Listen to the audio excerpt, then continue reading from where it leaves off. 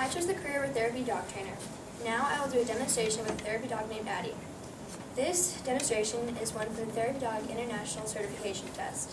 In this test, Addie will be offered food from Elena. Sit.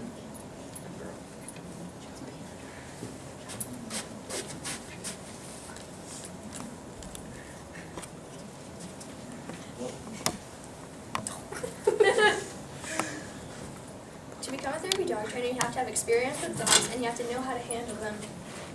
You have to be good with people who have disabilities too. You have to have hand-on working with dogs also. And some skills you must possess: you have to be patient, a flexible schedule, and if the dogs get hurt, you must know how to help them. My three career choices are veterinarian, therapy dog trainer, veterinarian, and animal trainer. A veterinarian helps animals who are in pain or sometimes has to put them down. I can't put animals down because I love them too much, and that's why I didn't choose that career. An animal trainer trains different kinds of animals for different people. I think I would mix up with all the different animals. Opportunity cost is the second choice you give up to get your first choice. My opportunity cost is a vet, and like I said before, I like the idea of it being a vet, but I can't put animals down or see them in pain. One positive incentive is I get to be around dogs that will make my day every day. Also, when people find the perfect dog, I see a little sparkle in their eye. And also, I'll be around people who love dogs just as much as me. One of my negative incentives about being a therapy dog trainer is I have a low starting pay. My pay will get higher the more I work each year. Another one is the people who don't care for the dogs, and sometimes they might abuse them. And last, sometimes the dogs will get sick, and it'll be hard for me to see them when they're sick.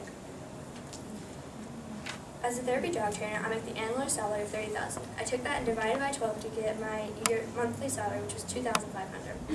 As far as my student estimate go, I was pretty far off on most of it. For my parent estimate, I asked my dad. He was way too high on most of them, and everything. My prediction is that he's used to paying for 8 people and not just one person.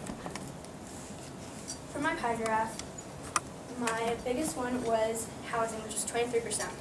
Next was taxes, which is 21%. 14% went to utilities, 11% went to transportation, 9% went to discontinuity, 8% went to food, 7% went to school loans, 6% went to medical insurance, and lastly 1% went to toiletries. One of my trade-offs are I gave up living with a roommate because I need to focus on work. And another one is the work I would do could possibly hurt me or someone else if I don't change my mind. And last, I'll have to work extra hard if I want really good pay. For my resume, I went to K-State for my bachelor's degree. And I got some hands-on training with dogs. I got to work one-on-one with a veterinarian, and I also worked with a trainer and watched some classes. For the letter of application, I wrote to Miss Molly Johnson. She wrote to Johnson Therapy Dog Training. In the letter, I was applying for the position of a therapy dog trainer. The dogs I'd hope to get to train would be the dogs for people with disabilities.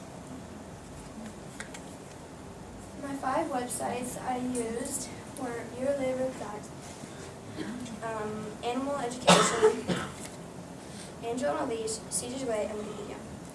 The 2 that helped me the most were BLS, and this tells me how to become a therapy dog trainer, where they work, the job outlook, and the pay. It even tells you other careers that are close to this one. The next one that was most helpful was Caesar's Way. They tell you what to do as a dog trainer, and it tells you all the different items you need when training.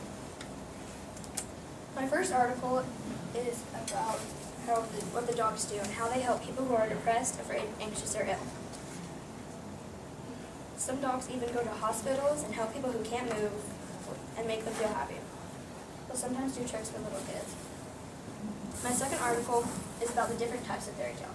The first and most common is therapeutic visitation dogs. These dogs are pets whose owners take them to hospitals, nursing homes, and detention facilities. And they lift spirits of people who miss home or motivate them with therapy. The second is animal-assisted therapy dog. These dogs assist physical and occupational therapists in meeting their goals. They usually work in rehabilitation facilities. The last type of therapy dog is a family therapy dog. These jobs work in nursing homes. They keep patients with Alzheimer's disease or mental illness from getting in trouble. As you can see, being a therapy job trainer has its ups and downs. This job takes time and patience, which I'll be able to give 100% on. I hope that no matter how annoying people can get, I will be able to stay cool and keep positive. With this job, you have to have lots of time to focus on work. I will be glad whenever I see a smiling person walk away when a dog brighten their day. I hope you have learned something about my career with this presentation.